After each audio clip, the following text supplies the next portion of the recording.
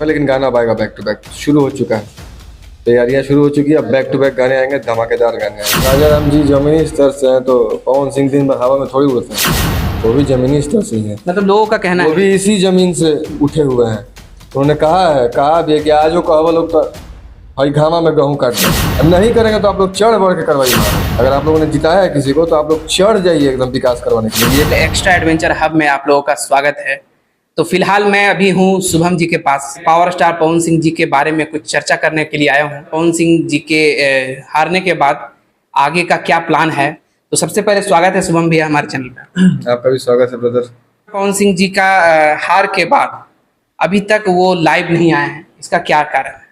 इसमें लाइव क्या आना है, जी जनताओं को कुछ बताने के लिए। जनता समझदार है और जनता पवन जी के साथ है, पवन भैया के साथ है। और इस हार को हार नहीं कहेंगे, ये हार नहीं है। हार कर भी वो जीत चुके हैं, हार कर भी उन्होंने पब्लिक के दिल पर राज किया है। इस हार को मैं हार नहीं मानता हूँ। निर्दलीय प्रत्याशी होकर और मात्र 1.5 महीने की मेहनत में 2.5 लाख से ज़्यादा वोट लाना, और वहाँ पे जो शायद बीजेपी के गठबंधन के साथ जो एनडीए प्रत्याशी थे उपेंद्र कुशवाहा जी, उनको हरा देना, उनको मात देना, ये बहुत बड़ी बात होती है। बहुत सारे लोगों का एलिगेशन है कि पवन सिंह जी के हारने का वजह अपने ही लोगों का है। यहाँ किस तरह का मतलब आप इसको देखते हैं, कहाँ तक सही है?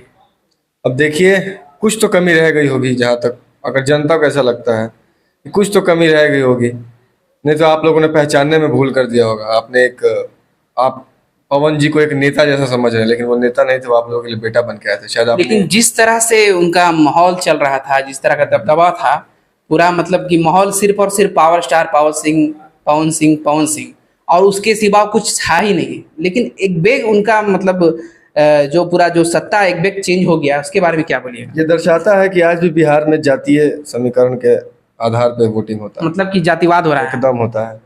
यहाँ पे लोग अपने जात को ही वोट देंगे, राजपूत है तो राजपूत को देंगे, पंडित जी तो हैं तो पवन सिंह जी का अगला क्या प्लान है इसके बाद? मतलब कि फिर से चुनाव लड़ेंगे, और सुनने में आ रहा है कि एक और गठन होने वाला है पार्टी का।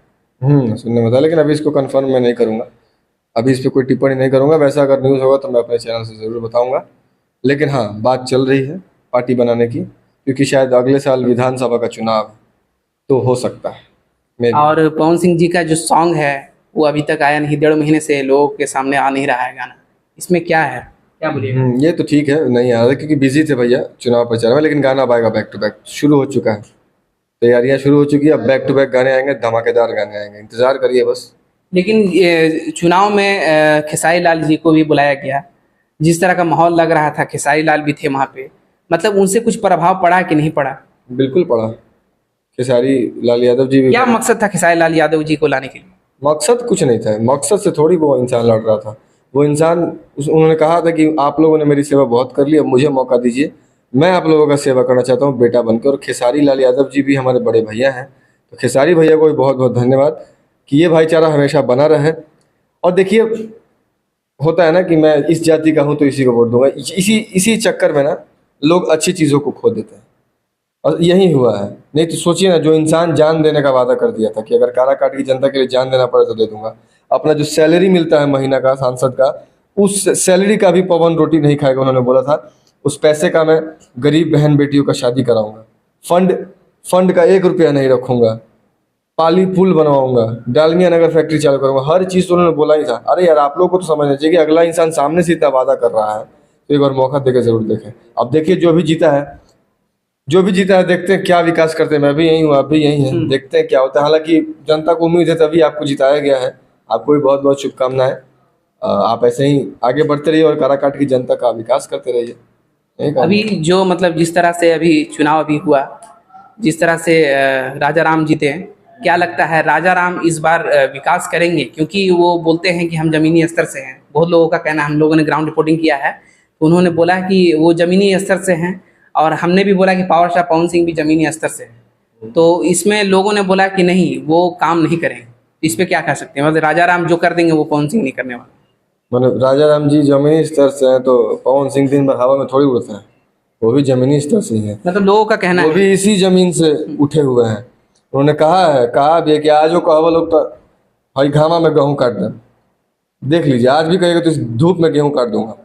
और आजो का बोलो गाय भैंस दूहे के तो दूध है, मतलब वो इंसान जमीन से जुड़ा हुआ है एकदम देसी खाटी। हाँ सुपर स्टार आप लोगों ने बनाया, इस चीज़ का कर्ज शायद कभी अदा नहीं कर पाएंगे हम लोग, कभी नहीं चुका पाएंगे, लेकिन ऐसा कहना नहीं है कि कोई ज़मीन, हाँ ज़मीनी स्तर से है, मैंने भी देखा है सुना है भाई। और विकास करेंगे, क्यों नहीं करेंगे, अगर जनता ने विश्वास दिखाया तो भाई विकास करना है उनको, एकदम करना ही पड़ेगा। और नहीं करेंगे तो आप लोग चढ़ बढ़ के करवाइए महाराज। अगर आप लोगों ने जिताया है किसी को तो आप लोग चढ़ जाइए एकदम विकास करवाने के लिए, ये काम नहीं हो रहा है आप करिए, नहीं करिएगा तो हम आवाज़ उठाएंगे। ये होना चाहिए जनता के बीच।